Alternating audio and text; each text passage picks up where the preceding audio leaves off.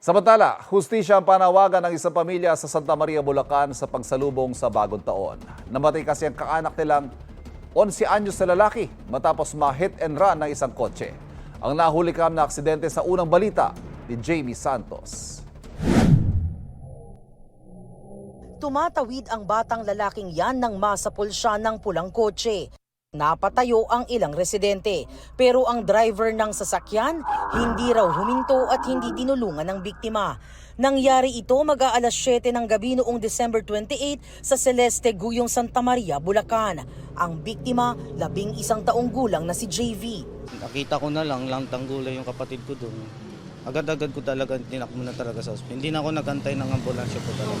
2 araw matapos nito, binawian ng buhay ang bata.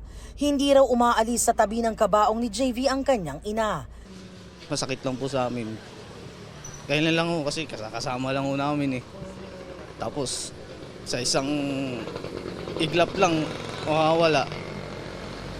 So ayun, hindi ko talaga matanggap lalo bagong taon. Hindi ko nga alam kung masaya pa yung bagong taon namin dahil nawalan kami ng isang kapatid.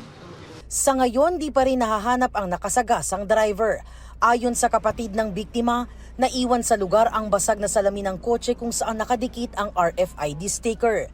Nakakuha rin ang pamilya ng biktima ng CCTV footage ng pag-alis sa lugar ng pulang kotse patungo sa direksyon ng bayan ng Santa Maria. Ang mga kuha ng CCTV, ibinigay ng may-ari ng CCTV sa pamilya ng biktima para makatulong sa investigasyon.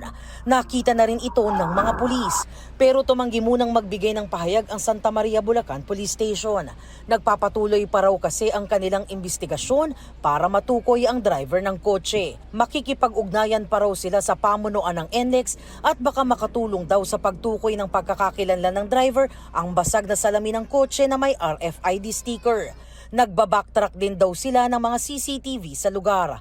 Tanging hiling ng pamilya, makamit ang hustisya para sa kanilang bunso. Dalangin po namin sana yung sino man makabangga dun sa kapatid ko. At maaari sumuko na siya kasi yung naramdaman namin masakit. Yung nakabangga, sana sumuko ka na, makipagtulungan ka sa amin.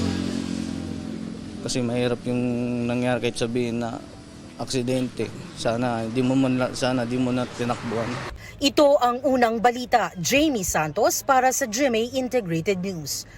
Kapuso, huwag magpapahuli sa latest news and updates. Mag-iuna ka sa balita at mag-subscribe sa YouTube channel ng GMA Integrated News.